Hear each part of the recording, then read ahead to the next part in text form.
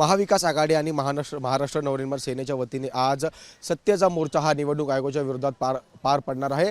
आपण जर पाहिलं तर याच पार्श्वभूमीवरती आता महाविकास आघाडीचे सर्वच नेते उद्धव ठाकरे असतील, शरद पवार असतील, त्याचबरोबर काँग्रेसचे नेते भाई जगताप असतील, बाळासाहेब थोरात असतील आणि महाराष्ट्र नवनिर्माण सेनेचे अध्यक्ष राज ठाकरे हे सुद्धा या सर्व मोर्चाला जे ते एकंदरीत सहभागी होणार आहेत। फॅशन स्ट्रीट ते महानगरपालिकेचे कार्यालयापर्यंत हा संपूर्ण मोर्चा असणार आहे।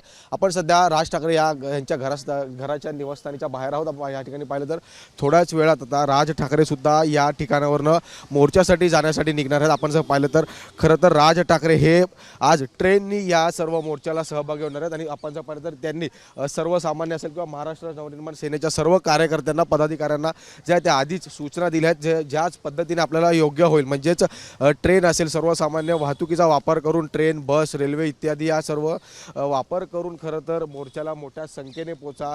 जो काही आपल्यामध्ये मतदारांमध्ये जो रोष आहे, आक्रोश आहे, तो सर्व या सर्व आंदोलनामध्ये दिसून येऊ द्या। ह्या सर्व पार्श्वभूमीवरती खरं तर राज ठाकरे यांनी सर्वच पदाधिकारी असतील तेव्हा महाराष्ट्राच्या सर्वच तमाम नागरिकांना जे आहे ते आदेश द्या ते दिला। त्यामुळे आज खरं तर या 1 वाजताचा होणाऱ्या मोर्चामध्ये किती संख्येने खरं तर लोक येणार, महाविकास आघाडी असेल किंवा महाराष्ट्र नवनिर्माण सेनेचे पदाधिकारी असतील, कार्यकर्ते असतील, हे किती प्रमाणे ह्या मोर्चाला सामील होतील, त्यासोबत कशा पद्धतीचा प्रतिसाद खरं तर ह्या मोर्चाला मिळेल। आपण जर पाहिलं तर याआधी पोलिसांकडनं खरं परवानगी न मिळाल्याची माहितीसुद्धा मिळते। मात्र आता यापूर्वीचं झालेलं नियोजन पाहता मोर्चा जो आहे तो या ठिकाणी होणार असल्याची माहिती मिळते।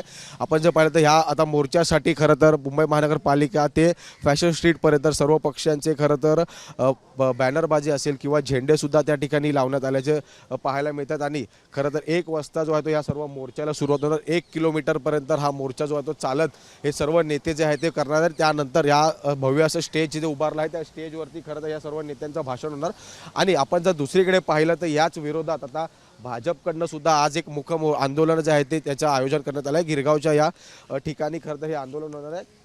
निवडणूक आयोगाच्या विरोधात खरं तर महाविकास आघाडीची भूमिका या आधीपासून राहिली आणि आज खरं तर यांच्या वतीने हा संपूर्ण मोर्चा जो आहे तो या ठिकाणी पार पडत आहे। त्यामुळे आता या मोर्चामधून नेमकं हे सर्व प्रमुख नेते असतील, राज ठाकरे असतील, उद्धव ठाकरे असतील, शरद पवार असतील, सर्व नेते काय भाष्य करणार हे पाहणं आता तितकंच महत्त्वाचं असणार आहे।